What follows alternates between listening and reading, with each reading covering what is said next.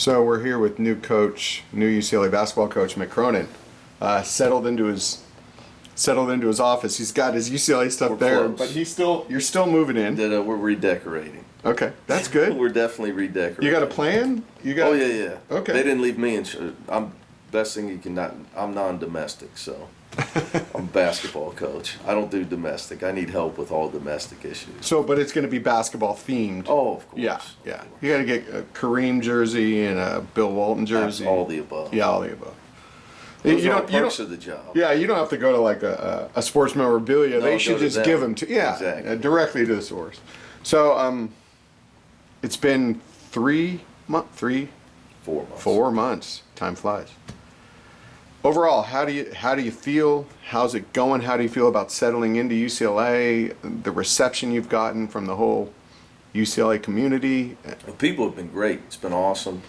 Just I'm looking forward to getting everything out of the way and coaching basketball. Yeah. So you're a basketball coach. So right at the end of the day, so but I've enjoyed getting to meet everybody. It couldn't have been. People couldn't be more open. Couldn't have been more. Be more receptive. So it's been greatly appreciated. So. As you and I were talking about, my daughter gets here for good here in a few days, so getting her started in school and just normal life, back to normal life. It just happens to be now as the UCLA basketball coach living in Los Angeles. So just trying to get all that settled, and a lot of stuff goes on in an off season. Normally, when you don't take a job, right? Your summer workouts with your players, recruiting, if you have staff changes, but obviously. It's been a wild summer, so there hasn't been much social time for me this summer. So I've had to wrap that all into some of our donors, which has been great. So my chances to relax and get away has been dinner at some of our UCLA donors' houses. I crashed a birthday party for one of our top fans. So did you just come in unannounced? Well, I was actually asked. So Ron Bender, one of our top fans, is an attorney here in town. His wife got him with a surprise party. Oh wow! So, Rich Pacholski asked me to come. He's a friend of mine's, one of our top donors. So, then this family, I was there. I felt awkward. I don't know anybody, but everybody was great because it's a UCLA party. Then they had me open the front door when he was walking up, and he says, "What the hell are you doing here?" That's what he said. That was great. That was his. No, but he's like the huge fan. I mean, he's into it. So right, so it was in a good way. Yeah, it was great. They should have had you like jump out of a cake or something. That was funny.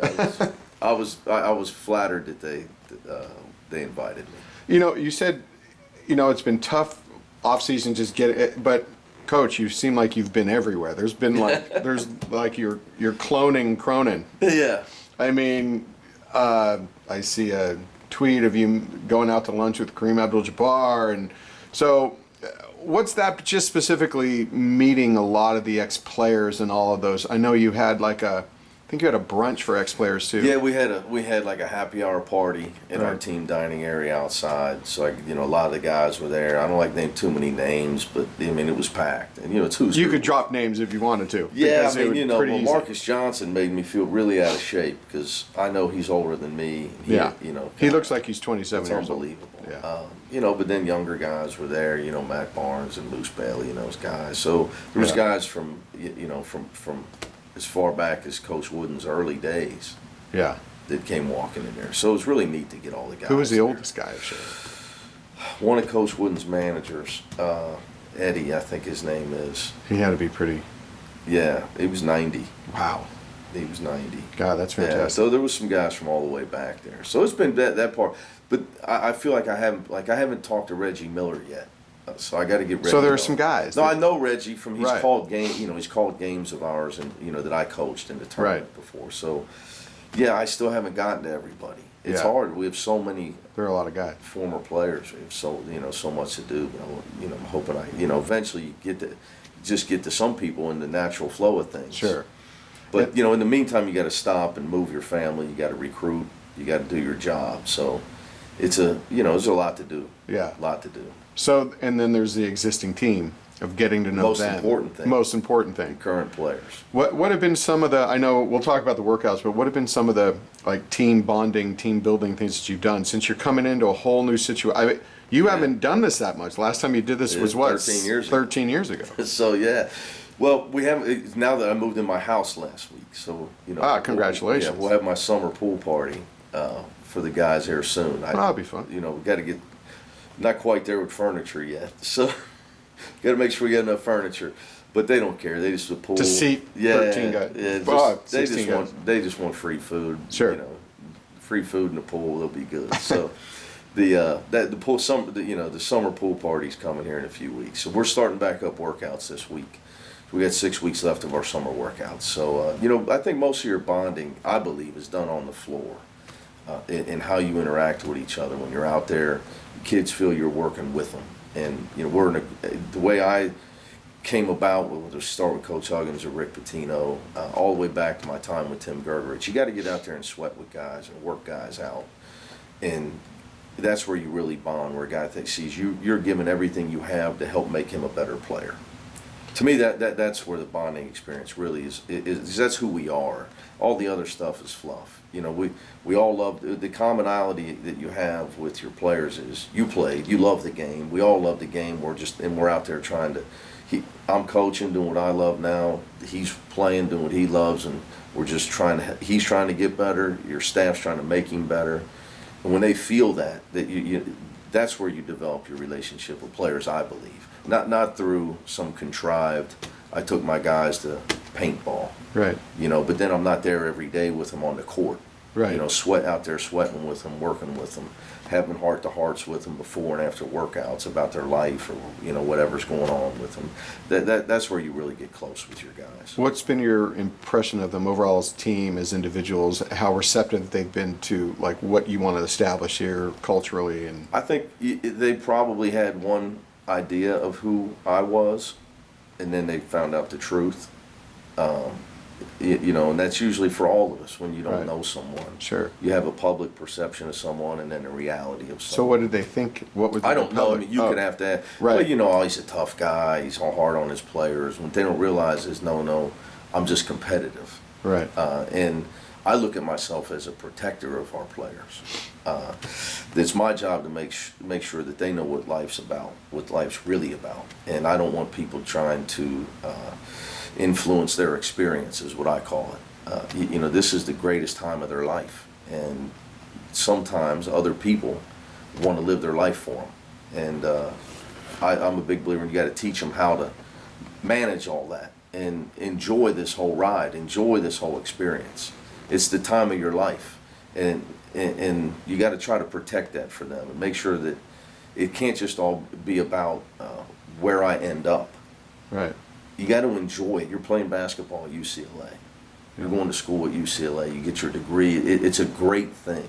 It can't, whether you're here for a year or whether you're here for 4 years or 5 years in Prince and Alex's, in their situation. So I just try to make sure. I'm a big believer in it. Experience is everything. You got to smell the coffee. You got to smell the roses. You got to enjoy it. A couple of our guys, because I'm so competitive, like they probably didn't know all this about me. You got to smile. You got to give some guys got to have the smile rule. There's Sure. like Jalen and Cody are very competitive guys, but they're great guys. People just don't know it because Right. they only see them on it in a snippet of who they are in their life. They don't know how intelligent those guys are. They obviously what they went through with the incident, they'll always have to deal with preconceived notions because they happen to make a mistake and it became a big deal. Versus those of us that made mistakes like Mick Cronin and Tracy Pearson, and nobody ever heard about it when we did it when we were 18. So it's just I look at myself as a protector of these guys. I think that's your job. I want parents to know, hey, I'm going to try to get your son to be the best he can be as a person and as a player, but I'm going to protect him. Now, I'm going to be hard as far as demanding his effort, but I'm going to protect his experience while he's with me because these guys should enjoy it. They should enjoy what they're doing. How fast do you go through like the honeymoon phase? Like let's say you're in workouts and you don't feel like maybe you don't know them that well. Oh right? yeah. when you can really just start really insisting on what you want without like maybe stunning them. You mean 0 to 60? Yeah, how fast? We've had we've had a few moments already, where I've had there's certain things that are that you deal with as a coach. I look at being a coach. An analogy would be the way I look at it is you got to be a starting pitcher. Can't throw. You're not a relief pitcher. You're not coming in throwing fastballs in the ninth. You got to be you got to make multiple starts. You got to coach these guys every day over a long period of time. You got to have varying pitches to them. And you got to change your speeds, so to be a successful pitcher. So I've had to change my speed to a fastball a couple of times already, but the guys know why, and there's got to be a why to me. I mean, Right. If I was a player, what's this guy? What's he yelling for? And I don't know, then there's a problem. There's a communication is everything. Your players should always know what you're teaching, why you're teaching it, and where you're coming from. That's your job as a coach, and then it all flows a lot easier.